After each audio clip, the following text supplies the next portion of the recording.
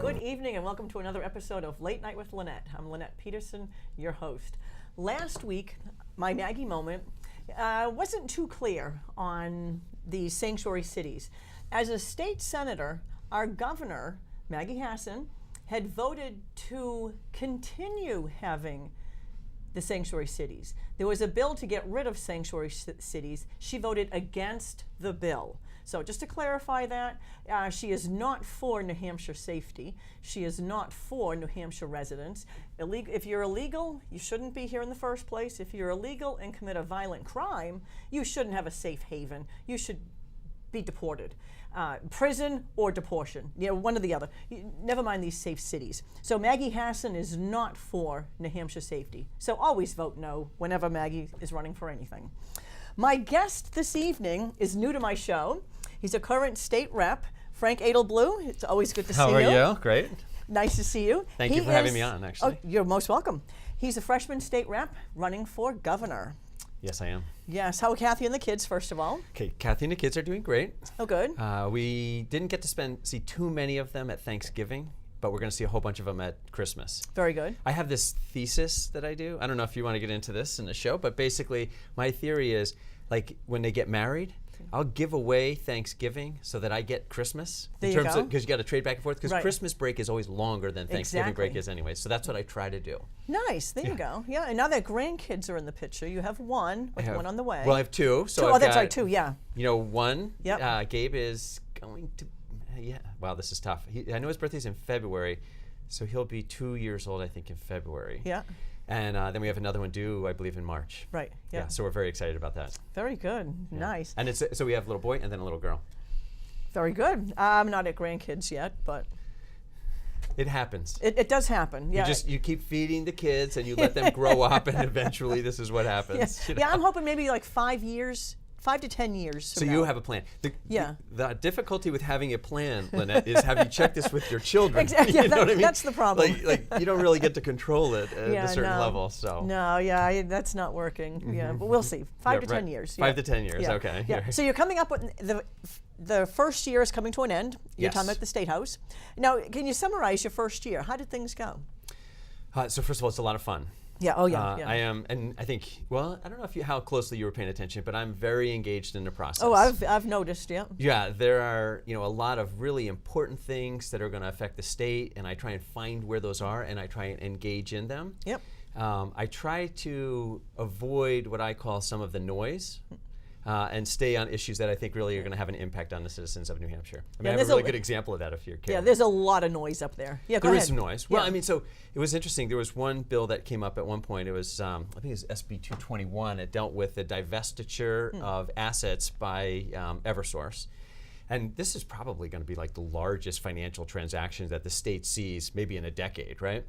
And so when I went to testify against the bill, because I think it needed some fixing up, I was the only representative testifying, against that bill. And the problem was, at the same time, we had that whole red-tailed hawk thing going on. Right. So yeah. everybody was worried about that, and over here, I don't know, just like be careful where you're watching, because the real issue, I think, for the state was over with the divestiture bill. So. Oh, for sure. So that's an example of, like, you really have to kind of pay attention and figure out what's important and how are the citizens going to be affected. Right. Yeah. Yeah. Especially if you get tied up in your own committee and you have horse blinders on and just look there, you're going to miss out on a lot that goes on. Right, because there's a lot that goes on. Right. Yeah. So. Yeah. I was on judiciary and it was insanely busy. Right. But I would I would make it a point to look elsewhere to see where the battles were going on. Are there important issues to the citizens of New Hampshire that I need to engage in? Right. Yeah. Now, for the upcoming year, do you have any bills that you're prime sponsor or that you're interested in? I do. I have a number of bills, actually. So typically when as you come in as a freshman, I tell you not to sponsor too many. So I only sponsored one bill last session, but I actually have 9 prime sponsor bills this term. Now it sounds like a lot, but some of them have some overlap, and they kind of work together. I mean, I have one bill that I'm particularly proud of. That is, if you remember this last summer in Tennessee, we had the issue in the recruiting Army centers in Chattanooga, Tennessee. Right, yeah. So, I mean, you have an Army recruiting center, and the way that it works is as soon as you put on a uniform, you're a high-value target. Right. You can't do anything about that. But not only are there high-value targets, but we discovered this summer that they're soft targets as well. So if you're a bad guy, what are the two things you want? High-value, soft target, that's where I'm going to go, right? Exactly. So this summer I actually worked with General Riddell, who has overall responsibility for the New Hampshire Guard. Right. And we worked on some language and crafted a bill so that we're going to modify the force protection policy so that the New Hampshire Guard facilities will no longer be designated gun-free zones. So we've got two recruiting centers and we've got readiness centers. And as well, we will allow Guard members who are working in those facilities to exercise their Second Amendment rights and carry on a concealed basis, which some of them may actually have been doing already anyhow. Right. So, but again, so we can't change the fact that these guys, as soon as you put on a uniform and you're going to serve, you're high value, but we don't need to make them soft targets. Exactly. So this will create some ambiguity about the softness of the target and let people to allow them to exercise their constitutional rights, which I think, so I'm really excited about that. Oh yeah, that very bill. good. Yeah. Right, nice. So I've got that. I've got some other bills. I don't know how why I pick these topics, but in the last couple of months they've become really relevant. And so I'm also very excited about these. So I have a freedom of expression bill on college campuses. So freedom of speech bill. Yeah. Can I just tell you, has the world flipped upside down somehow? I thought it used to be that the Democrats were for free speech and that the conservatives were not. But now, so I'm a conservative Republican, and I'm the guy who's advocating for free speech. So I've got a free speech bill on the college campuses, and the other one is academic freedom for the professors. Because what's happening is there's been a lot of situations where the professors, if they come out and they express their opinions, which is a free speech kind of thing. Yep. But if it's politically incorrect speech, then they're having a lot of pressure put on them. Some of them even being driven out of their jobs for sure. as a result of it. Yeah, right. So those are two good bills. Nice. And again, I think at the time when I was coming up with the filing, I don't know if they were so germane, but I just said, we need to do something here, and it worked out to be something good. So those are some bills that I'm filing, and I'm excited about that. Very nice. Yeah, I'll be watching those three. That's for sure. Right. Yeah, very good. Okay, well now you're shifting gears. You're running for governor. I am. Why? Well, I'll tell you why, but it was interesting as you introduced me. Yeah. So Frank Edleblut is a state representative. I'm a first-term state representative. Yeah. So when I introduce myself to most people, I'm a businessman who in my spare time, I happen to be a state representative also. Exactly. Yep. So I think that there's a lot of opportunities in the state, particularly for economic development. So 3 of my kids have graduated from college. All of them want to come back to New Hampshire, but none of them can find an opportunity to work here in New Hampshire. And we have to do something about that. So I've got one in Chicago, one in Northern Virginia, in kind of the DC area, which seems like where most of the money is being spent these days. Right. And I have one who has what I refer to as kind of the consolation prize of working in New Hampshire, which means he's in Boston. There you go. It's close, but no cigar. It's like horseshoes and hand grenades or whatever. Yeah. And so I think we can do a better job in order to create an environment where these folks can come back to New Hampshire. Right. We have another problem too relative to employment, and that is, there is a problem with kind of unemployment and underemployment with what I'll refer to as kind of an aging population in the state. Right. And honestly, it bothers me. There's a visceralness to the way we talk about the maturing population in this state. I mean, I sometimes say, we'll wring our hands and be like, oh no, what are we going to do about the aging population? As if it's some kind of a disease. We've got elderly. We'll go to the CVS and get an antibiotic and you can cure that. And it amazes me that this surprises people. This is not, the demographic shifts sneak up on you over 50 years. Right. So you really have to not be paying attention to say wait a minute, why do we have an aging population? Well, clearly this started a long time ago and it shouldn't be a surprise. But the difficulty is the way that we approach it. This is a really valuable resource in our state. I mean, these people are smart and employed in the past. Many of them have college degrees. I mean, this is a treasure trove for our state. And rather than look at it like, oh no, what are we going to do? We need to really embrace it and make it our future, because this is a demographic shift that's not just for New Hampshire. This affects really the whole country and the whole world. Exactly. But the problem though is, why do we see this as a threat? Because what we've had in the corner office, so I don't know if you know this. Here's some stats. Last 18 years, you know how many Republican governors we've had? Not many. One. Yeah. So for 18 years, that means my kids have grown up believing that, oh, New Hampshire, you have a Democrat governor. But that's not the way that it has to be. We can change that. Yeah. And so the way that kind of the Democrats have been governing is what I refer to as kind of like a status quo. They're managers, they're not leaders. And as managers, your job is to maintain the status quo and just keep everything going the way it is. But this, when they do that, they kind of have this assumption that, well, if I just keep everything the same, everything will be okay. But it's a false premise.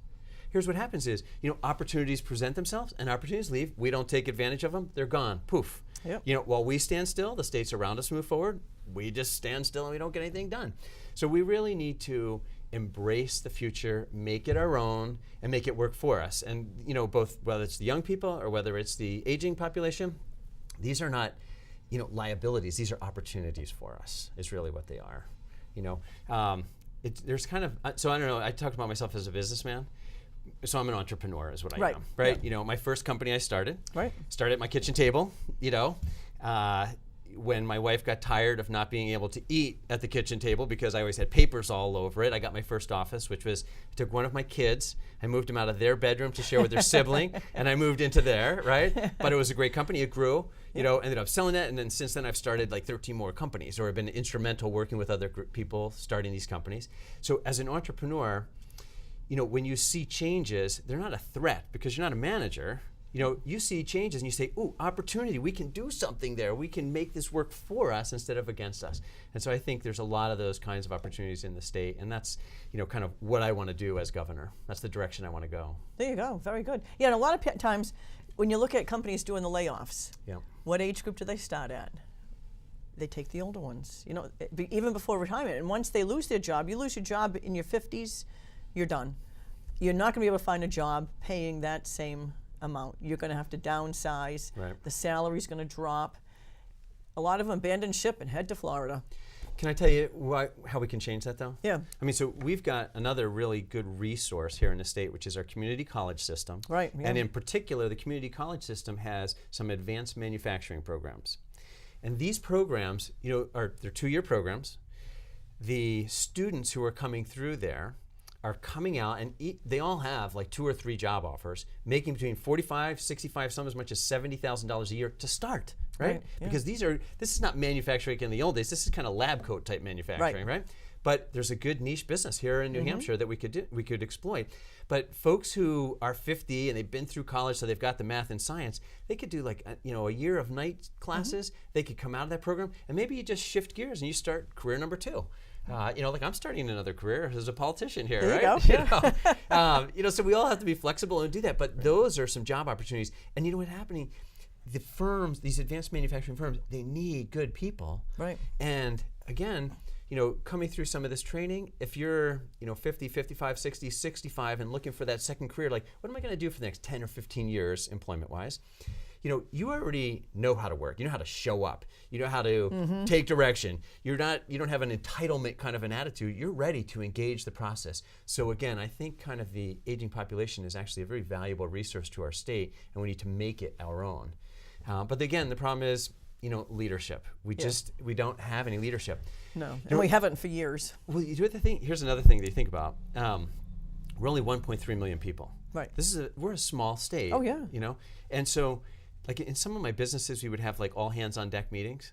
We could do that for the state. Do you know what I mean? Like, exactly. Okay, it's Monday morning. Everybody call into the conference call. Okay, this is where New Hampshire's going today. Everybody got their assignment. Everybody know where they're going to go. Boom, and we can really succeed and make New Hampshire kind of a shining star in the state and really across the world. I think so. And if they took and you have a good leader in the corner office there. Yep. What better way to get the word out? You get 400 state reps in Reps Hall. Exactly.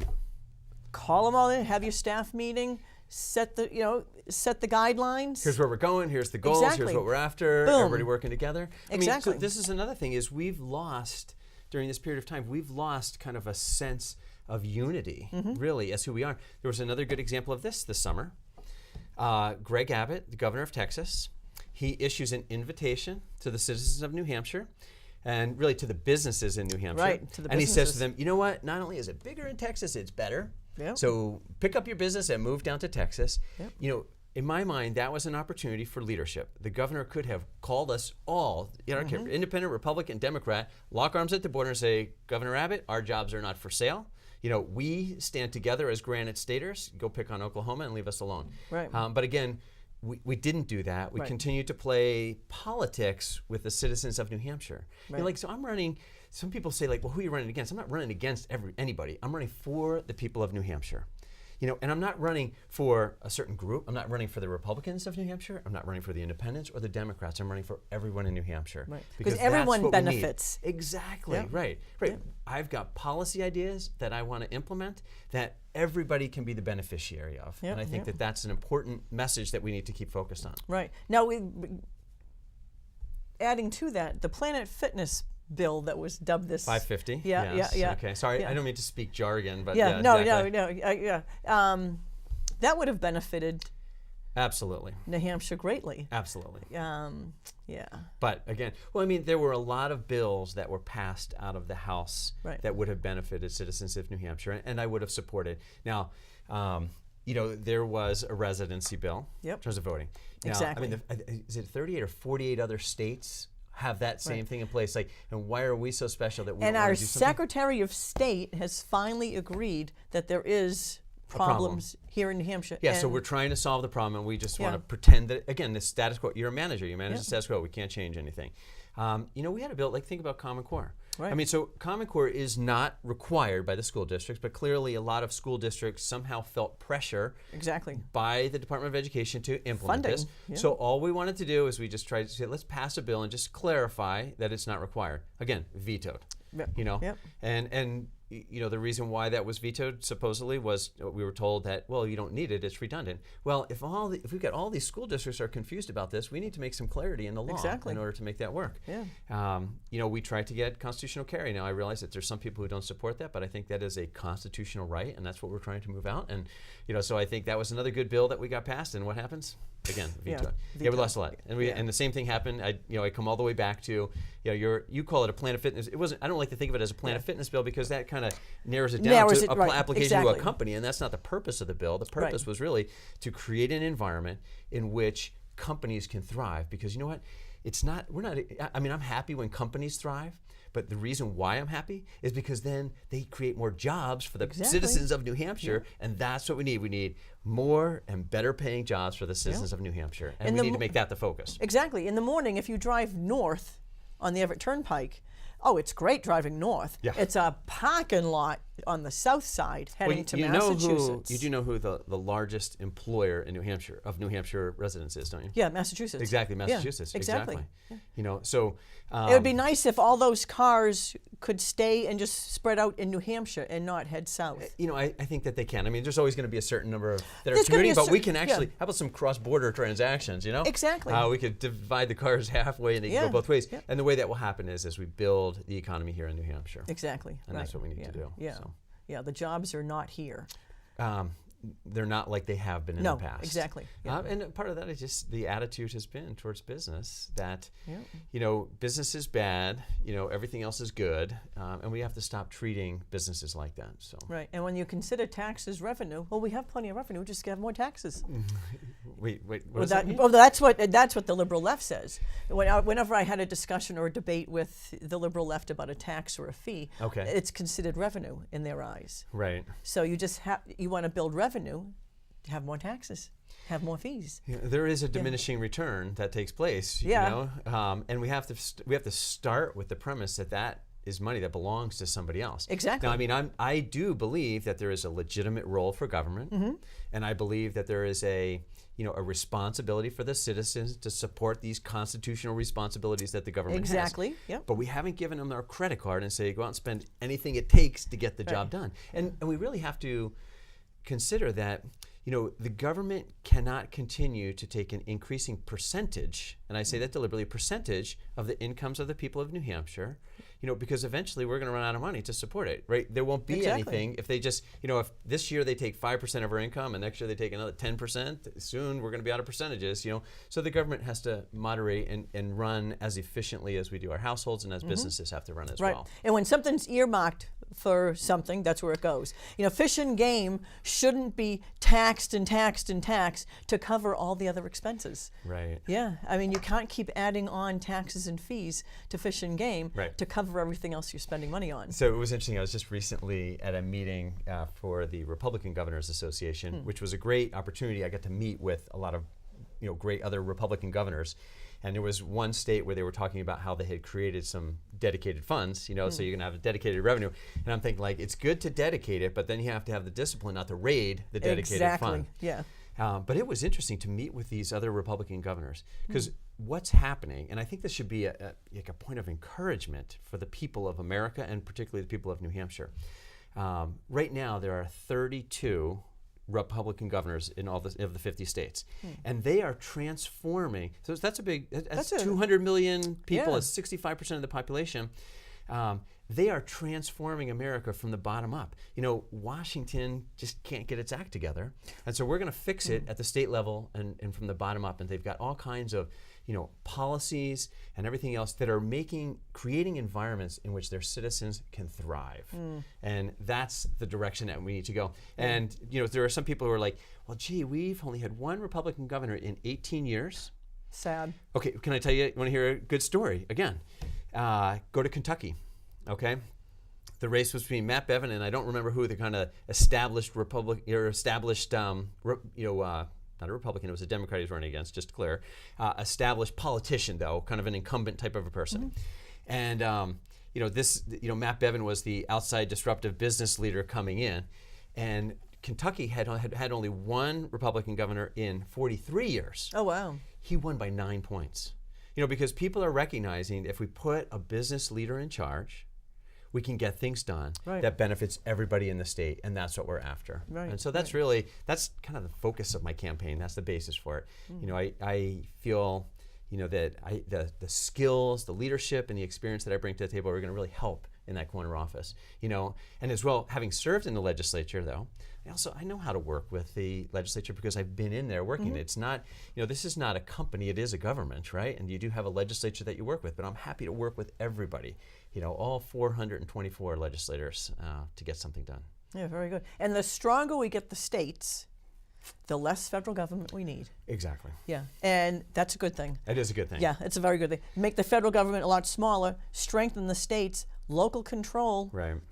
Well, the pendulum really has swung in the whole federalist kind of a perspective. Oh, for sure. And I sometimes think that we've got the whole paradigm flipped upside down. The way that the Constitution is drawn up and kind of the underlying premises is, we have certain unalienable rights that are granted to everybody by God. You can't. These are not rights that are granted by any authority that can somehow take them away. They are granted to you.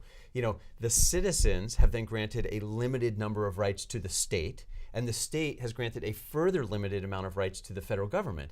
But we've got this thing flipped on our head, and we assume all authority is coming from the feds.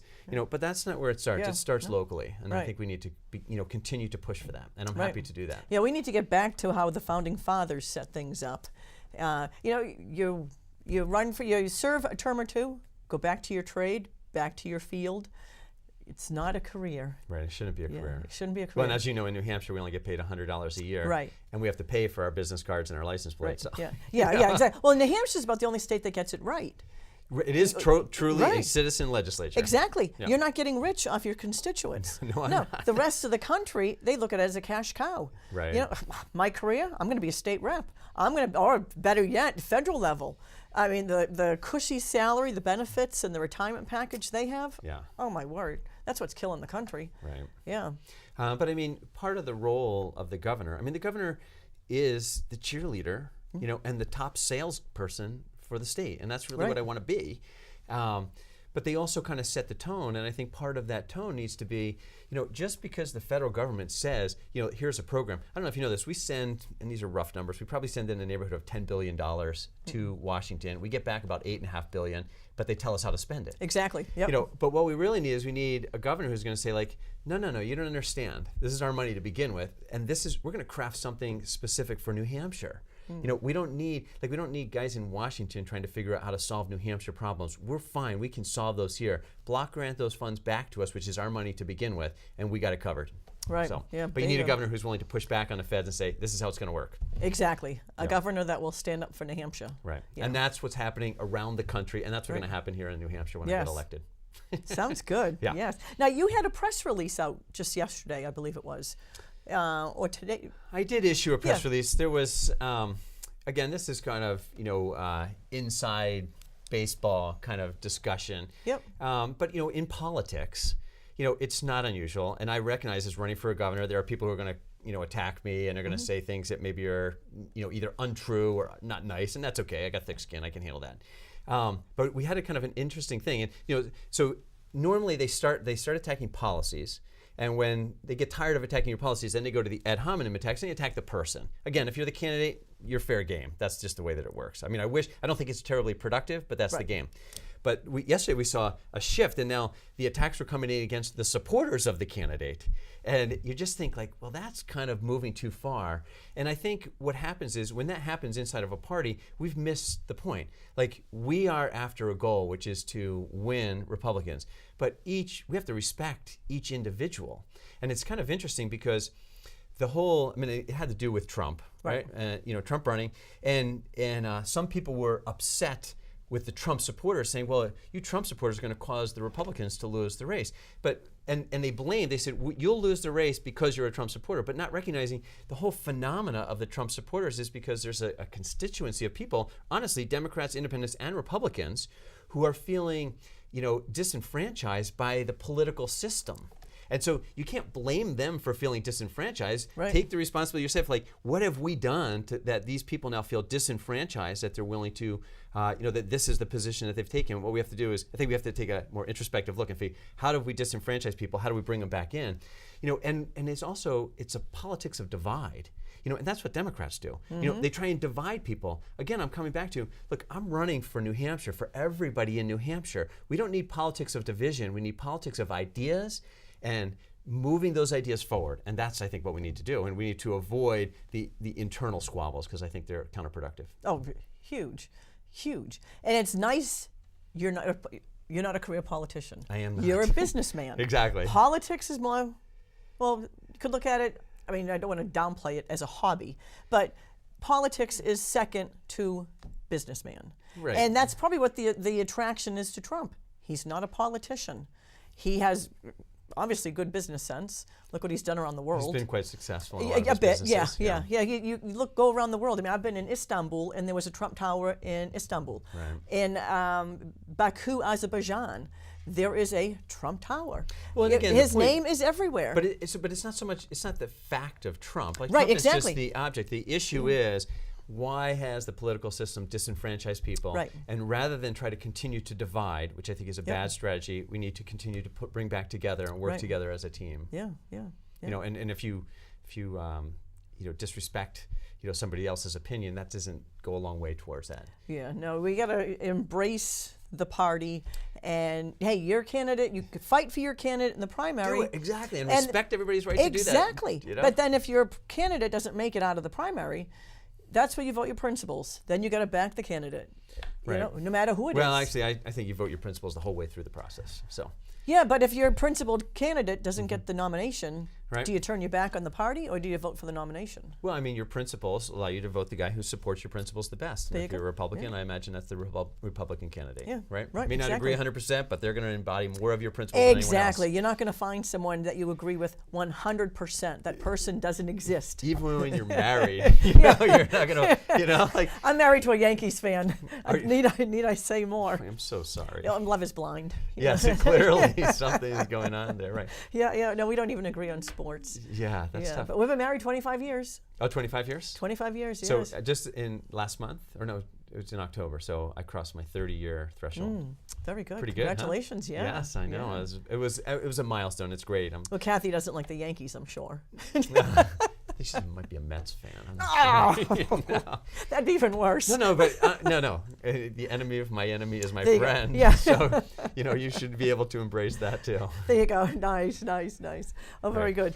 Okay, now, we've talked about your experience as a businessman, bringing that to the office. Now, what a big issue, I think, the ACA, or as I call it, the Unaffordable Care Act.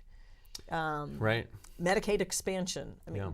to me, I think that's going to bankrupt New Hampshire, bankrupt most states. Right. Well, I mean, let's step back. I mean, it originates. When you say it's going to bankrupt the states, it originates at the federal government level. Exactly. Yep. So that program is being supported at the federal level by funds that are having to be borrowed anyway. So we don't have solvency at the federal level to support the program, and then we pass it to the states and assume that somehow that will magically solve the problem. I think even really with the whole healthcare issue, we have not addressed the real problem. And when we call this the Affordable Care Act, and essentially what's happened is we've resulted in less affordable insurance options for most families.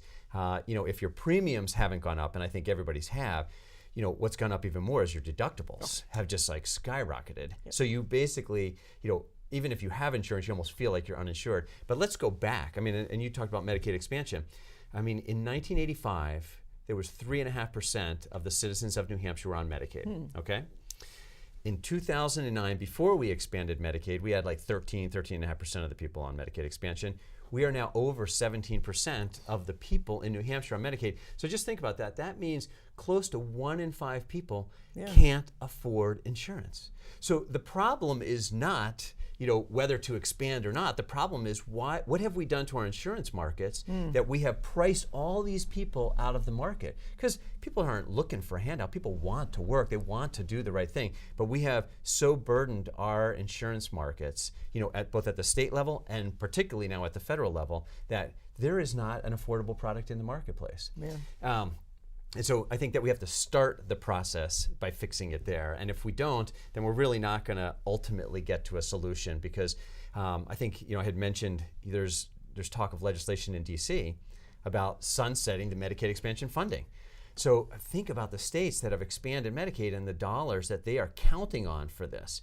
So we don't have a long-term solution to this problem, and I think we need to fix this long-term. Right. If you think about it, so at the federal government, there's a lot of different there's Department of Defense, Department of Education, Department of Commerce, Department of Energy. Could be, right? Yeah. I'm not going to jump on that bandwagon at this point in time. There is no Department of Insurance. Yeah, no. So why is it that we've got some federal bureaucracy dictating to the states the solutions to these problems? Again, we come back to we're 1.3 million people. California is 36 million people. The solution for them is not the solution for us. And I know that we have tried, there's something called an 1115 waiver where we said, well, we'll try and craft a product, but the parameters about what you can craft and what you can't craft from the federal government are so restrictive, we've not really crafted a New Hampshire solution. But we have the ability to craft a New Hampshire solution. But what we want, when we look at these issues, what we're after is we're after a safety net, which helps somebody when they fall down. But what we aren't after is a security fence that locks them into this permanent stasis of poverty. What we need is a system that helps lift people up when they have need, not that locks them into a state of perpetual need. Right. And I think that's where we've missed the boat. Exactly. And so, again, as governor, I think that there are a number of things that we can do to try and solve this problem for New Hampshire, and that's the stuff that I will work on. Right, yeah, getting the control back to New Hampshire. Interestingly, there's coming up next year, there's something called now this is getting very policy wonky, it's called a 1332 waiver that allows states to begin this process of crafting their own solutions to these problems. And so that's why we need a Republican governor, and a business governor who understands the finances and how things work to be able to do that for the state. Right, very good. I'm looking forward to that. We have run out of time. Oh, we have? Okay. Yeah, I think we've actually gone overtime. Oh. But I thank you so much for being on the show. Thank you. Folks, keep your eyes and ears open for Frank Edleblut running for governor. If you get the chance, you'll definitely want to hear more of what you have to offer. We can only cover so much here in the half hour. Again, I thank you for tuning in to Late Night with Lenette. God bless and good night.